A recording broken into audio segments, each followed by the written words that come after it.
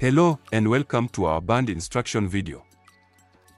We'll take you on an easy step-by-step journey on how to make your degraded land green again using what we call water harvesting bunds. Water harvesting bunds, known as bunds for short, are a simple but powerful way to bring barren rangelands back to life.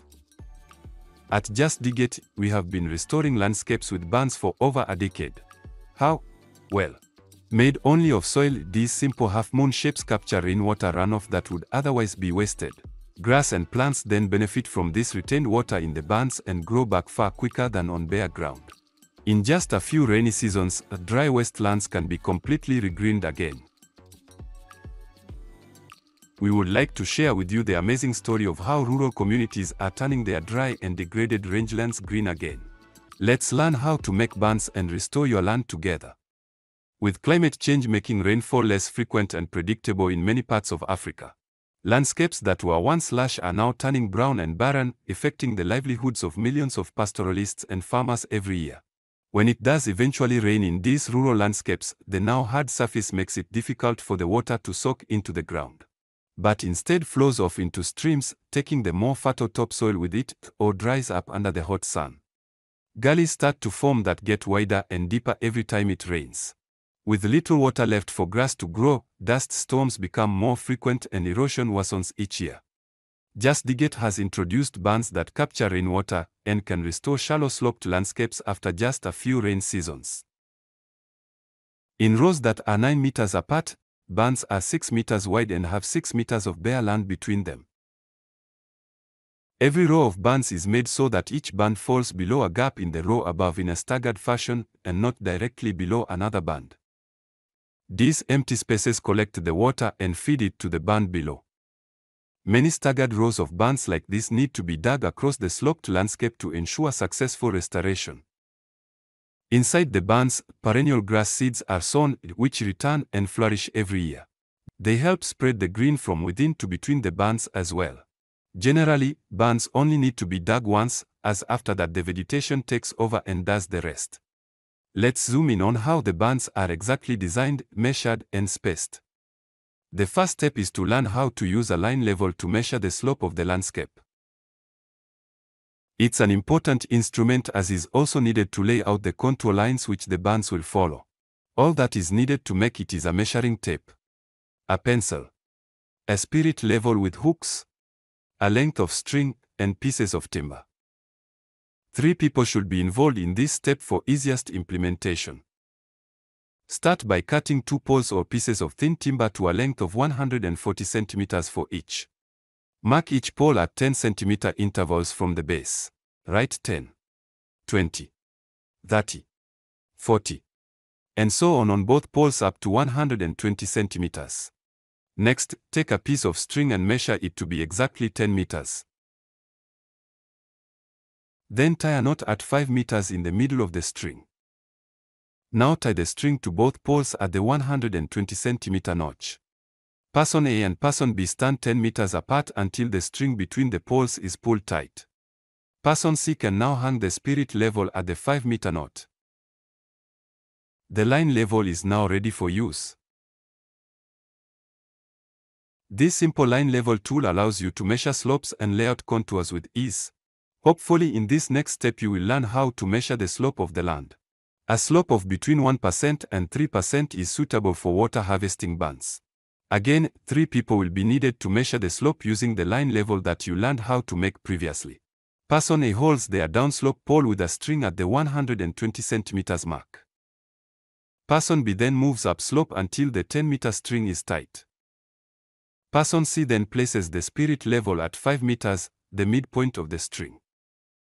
Person B, who is upslope, moves the string down his pole until Person C checks that the bubble in the spirit level is centered. Person B then notes the height of the string. Remember, the person is holding the downslope pole with the string at 120 centimeters. Then Person B's string on the upslope pole should be between 110 centimeters and 90 centimeters, which means the slope is between 1% and 3%. This is suitable for the standard bund design. In this case, the string on the upper pole is at 108 centimeters, which is between the 90 and 110 marks and within the suitable slope range. Do this 3 times at different places in the plot to be certain. You will need to lay out contours before marking bands. Contours are lines that guide the placement of the rows of bands.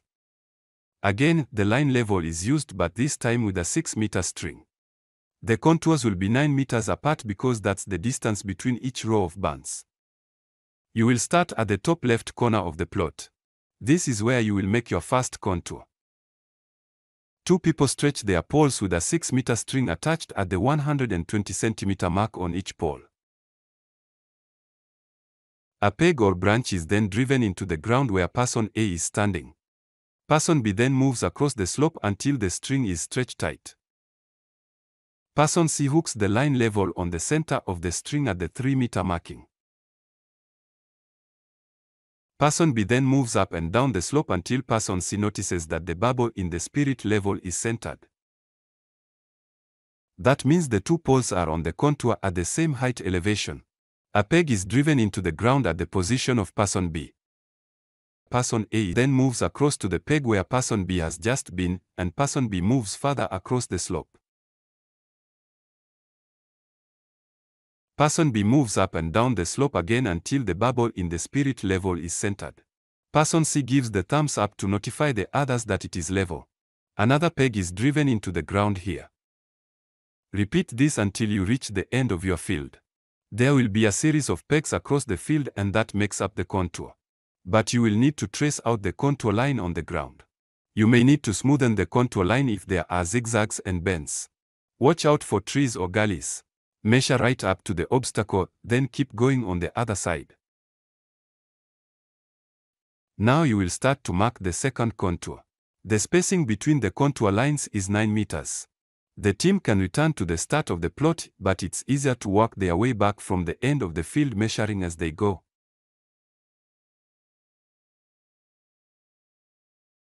Then the process begins again. Your first 2 contours are complete. Then, simply continue to the bottom of the plot. Now you are ready to design the bands. Now that your contour lines are ready, here's how to draw the outlines of your bands. First, you'll need to measure a 3-meter length of string with a sharp peg at its end. Begin at the top left corner of the plot on the first contour line you made. Find the second peg 6 meters along that contour. Using that peg as the center, trace a semicircular line into the ground with your 3-meter string.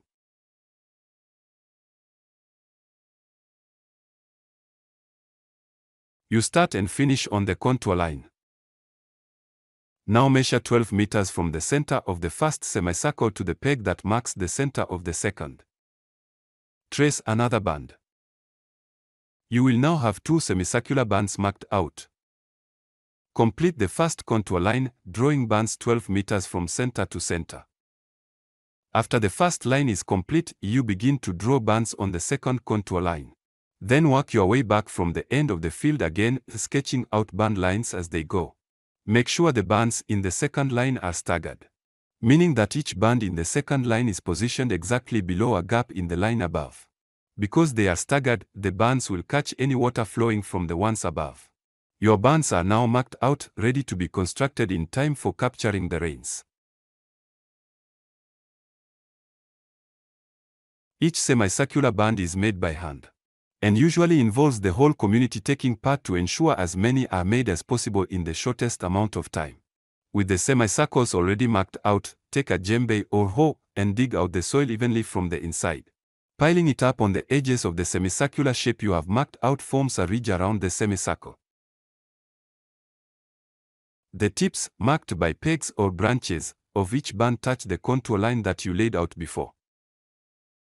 At the lowest point of the semicircle, the ridge should be 50 centimeters wide and 45 centimeters high. Make sure the band is strong by compacting it with a djembe or your foot. It's important that each ridge forms a perfect semicircle that is level all the way around. If it doesn't, the bands can't hold as much water, making them less effective. Scratch small furrows inside the band to plant grass.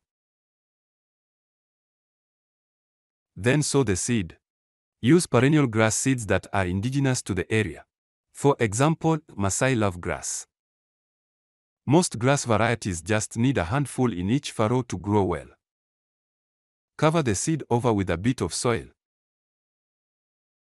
Then protect the seed from birds and other animals with cut, preferably thorny branches.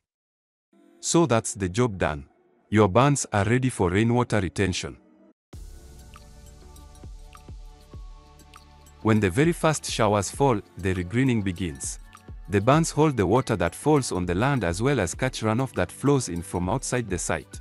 Once a barn fills up, the water gently flows around its tips into the barns below. This way almost no water is lost. The water has time to sink into the soil. And the grass seeds germinate quickly and grow into thick, healthy pasture. In just a few rainy seasons, grass spreads between the barns. The once degraded rangeland becomes green again. During this time, the land should be protected from grazing. After some time, these restored areas will support sustainable grazing in balance with nature. You have now reached the end of this band instruction video and the beginning of real change on your land. Let's celebrate the remarkable progress you've made towards regreening your land. If you started by testing barns on a small control plot, you are now ready to take the next big step. Expanding your barn sites. Creating larger, connected areas of restored land makes barns even more effective as they are easier to maintain. Capture more runoff. Hold more rainwater. Grow more pasture. And provide more feed for your livestock. To protect and sustain these restored areas, it's vital to improve grazing practices. Control grazing, reduce herd sizes, and fence off sites to allow regrowth. This will create an ecological balance, supporting your livelihood now and for generations to come. This video is made for you by Just Dig It. But there is more. Ready to keep learning? Get the free Kijani app from the Google Play Store to explore simple and effective regreening techniques through step-by-step courses and personalized support. Or scan to download.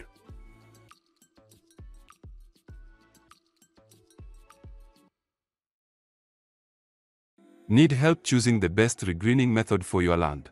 Visit Greenerland for advice on what works best in different conditions as well as costs and steps of implementation for making barns in written form. Have questions or want to collaborate? Reach out to Just Dig It via info@justdigit.org or LinkedIn. And follow our progress on TikTok, Instagram or Facebook. We are here to support you on your regreening journey, every step of the way. Together, let's cool down the planet and bring back the green. One barn at a time.